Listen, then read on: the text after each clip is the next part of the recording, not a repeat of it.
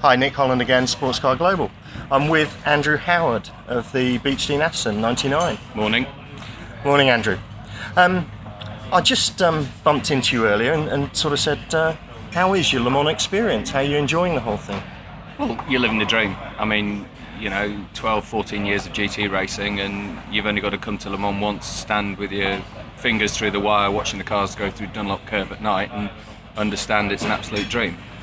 It's intimidating. Of course it's intimidating. You've got the best drivers in the world on a circuit that technically you have a lot of rest periods because of the speed of it, but it is a difficult surface. You're running on a car that has virtually no downforce to get the speed, so it's a very different. I was at Silverstone last week and the car is very, very different, but it's Le Mans, and above everything else you just walk around with a smile on your face.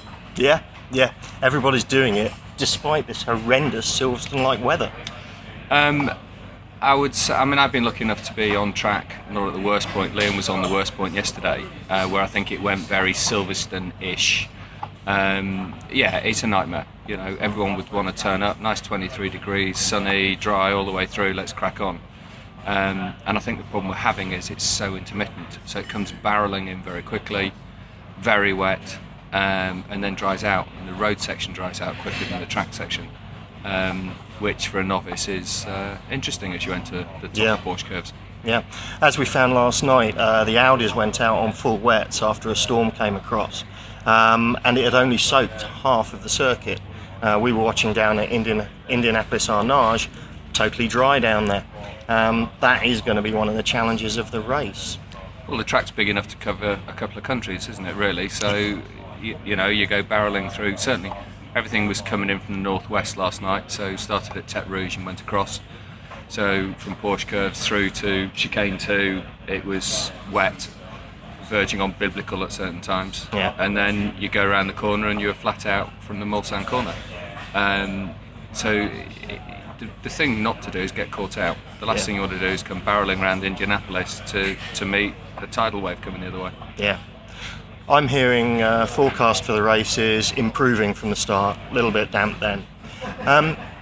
You've raced here before. You were in the support race in the GT3 last year? We were in the GTE last year, Right. and then 3 years ago in the GT4, which again, it absolutely peed it down for the whole race. My claim to fame was starting behind Mr. Bean on the grid, which my kids will never ever let me forget. But I got in before Tete Rouge. That was the most important thing. Excellent. Obviously, 24-hour race. How do you feel about multiple stints, getting up in the night? You've not done it yet, so I guess you'll tell me. I've done 3 Spas, 2 Silverstones. Spa for me is a much. So, from an experience point of view, Spa I think will blood you for any 24-hour racing. The first one we did in 2013 had just over 70 cars. Middle of the night, it rained all night. You're in your stint, and you've got an Audi and a Ferrari and a Porsche coming down the outside of you on Kemmel Straight, and one of them's on the grass. All cars the same speed, so you literally are out there on a double stint, never stopping. The thing here, whilst the closing speeds are massively different, you do, in a stint, you might get 3 or 4 laps of relative peace and quiet, or certainly a chunk of lap, and it makes a massive difference. Yeah. And in the wet weather, we always used to talk about the tram lines on the Mulsanne Straight, where lorries used to run between Le Mans and Tours. Now, with all that bypassed, do you still get the same effect in a race car? I can't tell you what it used to be like, but I can tell you that last night, what you don't want to do is start crossing white lines in the middle of it. You want to get across. You've got the balance of traffic coming up, and you want to be in a consistent position.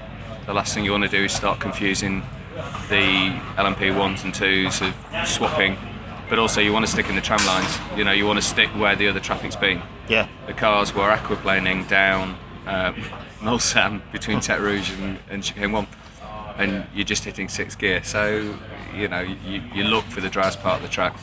Yeah, nobody likes that. Right, well, thank you for your time this morning. Everybody loves a 99, especially with a flake, and I'd love to have one at the end of the race. Well, and Cheers, also, Andrew. I hope you liked the Cross of St George yesterday as well. So that was a little. We did, homage, yeah, so- lovely addition. Okay, cheers. Thank you, take care. Cheers. Cheers.